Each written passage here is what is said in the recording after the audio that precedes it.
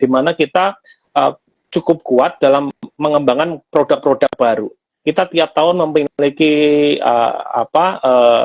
target ya untuk rilis produk baru sekitar 10%. Nah, yang terbesar memang di ethical. Jadi memang kalau ethical ini tidak terlihat seperti ada produk baru, tapi yang menggunakan karena ini peresepan, jadi masyarakat kurang tahu gitu. Tapi mumpung lagi kesempatan di sini, salah satunya kan saya sampaikan ya, ada produk Benril. Ini merupakan produk baru, bagus, jarang ada industri farmasi yang mampu membuat, ya bahkan ini baru industri barang-barang impor lah yang ada di Indonesia. Nah, Bonfil ini kan berbahan dasar biologi. Nah, ini produk inovatif seperti inilah, peluang-peluang seperti inilah yang dilirik oleh HAPH gitu. Maupun nanti ya untuk berikutnya kita spesifik juga untuk pasar onkologi atau yang memudahkannya untuk obat-obat kanker gitulah ya. Nanti akan banyak penelitian yang arah ke sana. Dan Pak Pros itu juga melihat peluang untuk menginisiasi pasar ekspor ya. Kita sudah melakukan ekspor di Peru, Kamboja, dan Filipina gitu. Ini masih merupakan inisiasi, tapi ini adalah langkah-langkah atau peluang-peluang yang dilihat oleh PH. Itu Mas.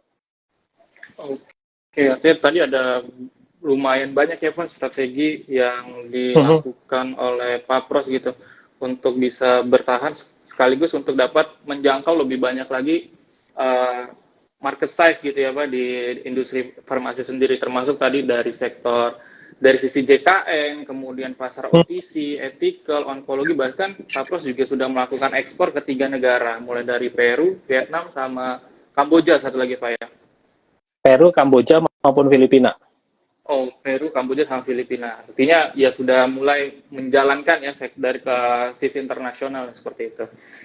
Nah, kalau dari sisi teknologi Pak, karena sekarang lagi rame sekali ya, apalagi di 2023 adanya AI dan sebagainya. Nah, kalau dari industri farmasi sendiri, bagaimana Pak penggunaan atau pemanfaatan dari sisi teknologi dan inovasi apa yang sudah diciptakan gitu ya, atau peluang yang digunakan oleh Pak Pros berdasarkan teknologi dan inovasi yang ada sekarang? Oh ya, kalau untuk spesifik Pak Pros ya, sebenarnya saya tadi sudah sedikit saya singgung gitu ya. Teknologi dan inovasi di Pak Pros digunakan dalam dua area gitu. Area yang pertama adalah menghasilkan produk baru seperti yang saya sebutkan tadi, bagaimana merubah tulang sapi menjadi suatu obat untuk Bonfil atau pengisian tulang untuk mempercepat pertumbuhan tulang. Ini teknologinya untuk pembuatan produk ini adalah teknologi yang cukup canggih gitu.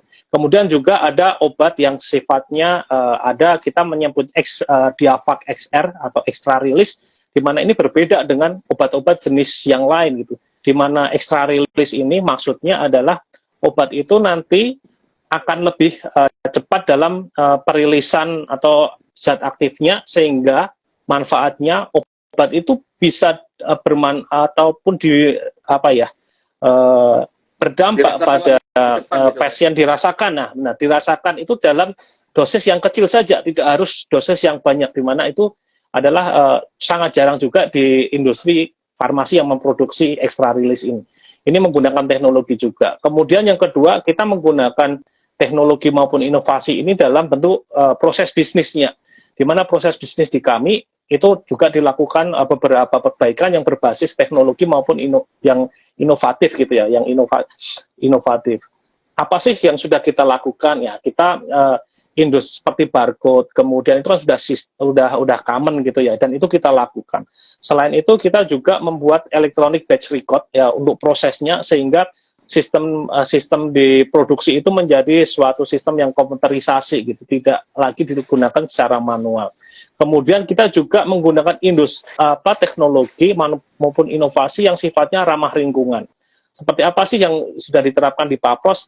Kita bisa lihat ya di fasilitas di pabrik di Pak Pros itu sudah menggunakan green energy ya, melalui solar energy dan green chiller. Jadi kalau kita nanti kapan-kapan Mas Firman ke sana deh, saya ajak lihat bagaimana sih implementasi green energy di Pak Pros gitu. Kita lihat green chillernya, kemudian solar energinya di atap pabrik gitu. kita buat itu. Itu adalah salah satu kepedulian kami juga memanfaatkan teknologi untuk keberlangsungan lingkungan kita, gitu Mas. Oke, luar biasa sih Pak kalau melihat itu artinya juga Pak Pros sudah melihat tentang keberlanjutan ya Pak, bukan Iya, hanya untuk ekspansi bisnis tapi juga bagaimana nanti dari sisi sumber daya juga tetap dapat berlanjut seperti itu. Nah, mengingat Pak Pros ini kan baru listing itu 2018 ya Pak ya, kalau nggak salah iya, betul Mas. 2018 baru listing dan sekarang artinya baru kurang lebih 5 tahun ya di bursa ya, masih cukup muda gitu Masih muda, sebagai masih muda. emiten gitu ya. Nah, kalau dari sisi ekspansi atau penggunaan modal gitu Pak, bagaimana Pak Pros sendiri memandang peran hutang ya dalam memfasilitasi pertumbuhan perusahaan, khususnya di sektor farmasi Pak? Ya, sebenarnya semuanya akan mirip ya, semua emiten, semua industri akan sama ya memandang hutang ini gitu ya. Mungkin banyak sekali diskusi masalah hutang ini, tapi prinsipnya dalam bisnis itu hutang itu akan menjadi suatu katalis pertumbuhan apabila dimanfaatkan secara benar dan dikelola secara benar gitu ya. Jadi seperti apa sih hutang ini dipakai? Sepanjang itu hutang itu produktif untuk investasi yang menghasilkan, untuk menjamin keberlangsungan masa depan, menjamin keberlangsungan sales tadi 5-10 tahun ke depan, itu sangat produktif. Mungkin akan terlihat sedikit painful di awal gitu ya, apapun kan pasti ada konsekuensinya gitu. Tapi untuk berikutnya ada keberlangsungan ke depan, 5 tahun, 10 tahun lagi, hutang ini bisa menjamin masa depan yang lebih panjang gitu untuk suatu industri gitu. Sepanjang kembali lagi ya pengelolaan dan manajemen hutang ini dikelola dengan benar. Gitu Mas. Jadi ya, berfungsi sebagai katalis pertumbuhan untuk utang itu sebenarnya. Selama bijak dalam penggunaan dan betul. Ya, tidak berlebihan seperti itu ya Pak? Iya, betul. Oke, nah kalau kembali ke teknologi Pak, tadi Bapak sempat bahas nih teknologi yang digunakan oleh Pak Pros dalam menciptakan sebuah produk dan sebagainya. Nah kalau di sektor atau di industri farmasi sendiri perkembangan teknologi terhadap sektor ini itu seperti apa Pak? Dan bagaimana hal itu bisa berdampak terhadap daya tarik ya, khususnya bagi para investor seperti itu? Ya, mungkin untuk kedepannya ya perkembangan pasar teknologi ini kan seperti sebenarnya udah Mas Firman tadi sampaikan juga ya, untuk pertumbuhan di AI ini kan sangat kenceng gitu lah ya. Jadi kedepannya ini terutama kesehatan ya, kesehatan di pelayanan kesehatan lah nanti yang akan banyak di situ. Dan di situ akan menghasilkan banyak investasi, dan juga dari industri farmasi tentunya akan sangat terbantu dengan perkembangan AI ini. Jadi bisa jadi nanti penelitian untuk produk-produk baru ini juga akan lebih cepat gitu ya. Juga nanti tentunya tren penyakit dan sebagainya juga akan lebih cepat ditangkap oleh AI ini. Jadi semuanya akan memang bergerak lebih cepat dibanding sebelumnya, dan ini membutuhkan suatu investasi sekaligus sebagai suatu peluang untuk menjamin industri farmasi ini selalu going concern gitu. Karena kan sampai kapanpun industri farmasi ini kan akan harus ada gitu dan selalu dibutuhkan. Dan kita memang dari teknologi ini ya, karena kembali lagi ya sebenarnya industri farmasi ini kan bukan padat karya ya, tapi memang benar-benar industri yang padat teknologi, terutama memang untuk mesin-mesin. Nah, sekarang akan dibantu lebih banyak ke masalah artificial intelligence ini, kemudian juga komputerisasi dan sebagainya. Oke, artinya memang secara penggunaan ya di sektor farmasi pun juga saat ini juga terus ya Pak menggunakan teknologi yang terbaru, beradaptasi gitu ya, agar secara efisiensi dan juga bagi sisi perusahaan dapat terus meningkatkan efisiensi dan menumbuhkan ya, baik dari sisi produktivitas ataupun hal-hal lain yang bisa dimanfaatkan dari sektor dari sisi teknologi atau inovasi seperti itu. Nah, dari sudut Bapak sendiri nih Pak, selaku orang yang sudah berkecimpung di dunia farmasi, nah kalau menurut Pak Irfan sendiri, bagaimana sih Pak prospek investasi ya di sektor farmasi ini dalam tren jangka panjang seperti itu? Ya. Jadi tren jangka panjangnya industri farmasi adalah industri yang akan selalu dibutuhkan ya akan selalu dibutuhkan oleh masyarakat Indonesia, masyarakat internasional, baik dari desa maupun dari kota. Tidak ada lagi nanti kedepannya apa ini juga suatu program pemerintah ya, dengan melakukan JKN, BPJS dan sebagainya, bahwa pengobatan, bahwa kebutuhan kesehatan itu sudah bukan milik orang kaya lagi, bukan lagi milik orang kota lagi, tapi sudah seluruh masyarakat Indonesia. Itu komitmen dari pemerintah juga sudah selalu terlihat, baik dari pengalokasian APBN, kemudian perbaikan fasilitas kesehatan, bertumbuhnya rumah sakit, baik itu swasta maupun nasional, dan akhir-akhir ini bahkan dari Menteri Kesehatan pun menyorotin bagaimana caranya menumbuhkan pelayanan kesehatan yang ada di Indonesia. Itu artinya apa? Artinya industri farmasi akan mengikutin itu, mengikutin.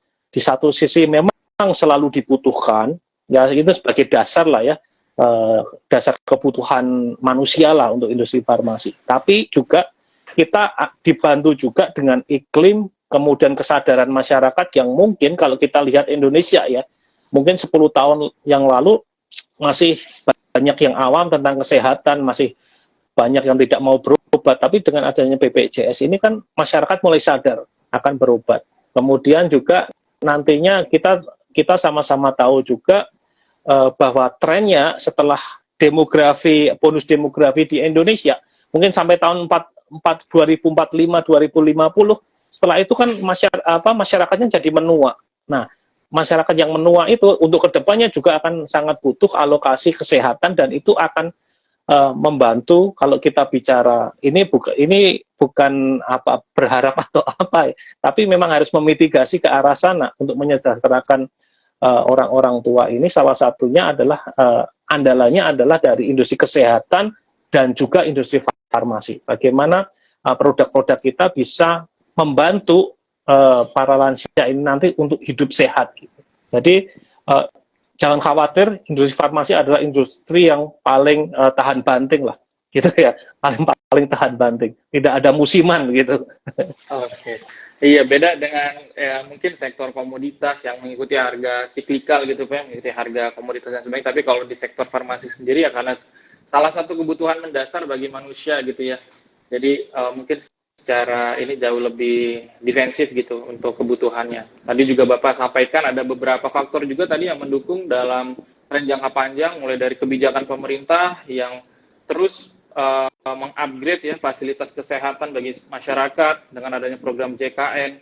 Kemudian tadi dari mulai dengan adanya pandemi ini jadi salah satu cambuk ya bagi kita semua. Mungkin dulu yang tidak aware dengan kesehatan, sekarang sudah mulai aware. Bahkan ya dengan kemajuan teknologi ya teman-teman sekarang mungkin sosial medianya juga digunakan untuk mencari hal-hal yang sifatnya kebutuhan untuk kesehatan gitu ya. Betul, bahkan, betul. Ya mungkin dulu kita nggak familiar dengan vitamin D3 itu apa dan sebagainya, tapi hampir setiap hari mungkin teman-teman banyak juga yang mengkonsumsi vitamin dan sebagainya. Jadi secara jangka panjang ya tadi banyak sekali faktor-faktor yang mendukung gitu untuk terjadinya peningkatan di sektor industri farmasi ini seperti itu. Kemudian ini mungkin lebih ke Pak Prosnya Pak, tadi mungkin lebih banyak ke sektor farmasi seperti industrinya. Itu. Mungkin sekarang mungkin lebih ke rencana nih Pak. Tadi ada juga beberapa yang spill pertanyaan, mungkin agak mirip, saya tarik benang merahnya. Rencana ke depan nih kira-kira PT Pak Pros ada nggak rencana ekspansi atau melakukan apapun itulah untuk ke depannya seperti itu? Ya, untuk Pak Pros sendiri sebenarnya kan kita sudah melakukan ekspansi itu di tahun 2018 ya. Di 2018, di akhir 2018 kita melakukan akuisisi terhadap industri farmasi swasta, itu Lukas Marin. Kemudian kita memang akan fokus ekspansi lagi, tapi berbeda lagi ya strateginya, bukan mengakuisisi industri, tapi ekspansinya adalah di pasar ekspor gitu, seperti yang saya sampaikan tadi ya. Dan itu udah kita mulai inisiasi gitu. Jadi 2018 kita melakukan ekspansi, kita cooling down untuk perbaikan pasca akuisisi, kemudian untuk ini sudah kita inisiasi untuk ekspansi di pasar ekspor. Oke.